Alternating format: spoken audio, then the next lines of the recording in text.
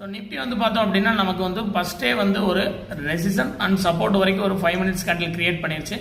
So இது வந்து middle resistance area நமக்கு 24,430. ஸோ நம்ம கீழே டவுன் வந்து பார்த்தீங்க அப்படின்னா 24,380 கீழே டவுன் ஆச்சுன்னா ஒரு 30 பாயிண்ட்ஸ் 24,350. ஸோ மேபி 24,350 கீழேயும் down retest and break out movement கிடைச்சா தான் நமக்கு 24,300. ஸோ டவுன் சைட் இதுக்கு கீழே மூவ் ஆகிறதுக்கான வாய்ப்புகள் மிக குறைவு இருந்தாலும் இதுக்கு கீழே டவுன் ஆச்சுன்னா ஹெவி வீக். ஸோ அப் சைடில் வந்து பார்த்தோம்னா நமக்கு 24,330க்கு மேலே ஒரு மொமெண்டம் இருந்தால் 24,460. ஸோ இதுக்கு மேலே நமக்கு ஒரு க்ளோசிங் கிடைக்கணும். க்ளோசிங் அண்ட் பிரேக் அவுட் கிடைச்சுன்னா 24,500. இட்ஸ் நல்ல ஒரு ஸ்ட்ராங்கான ஒரு ரெசிஸ்டன்ஸ் ஏரியா. ஸோ இங்கிருந்து நமக்கு ரிவர்ஸில் ஆகிறதுக்கான வாய்ப்புகள் இருக்குது. ப்ரைஸ் இங்கிருந்தும் அப் சைடில் ரிவர்ஸில் ஆகிறதுக்கு வாய்ப்பு இருக்குது. இது ரெண்டு ரிவர்ஸில் ஏரியா, இது ரெண்டும் பிரேக் அவுட் ஏரியா.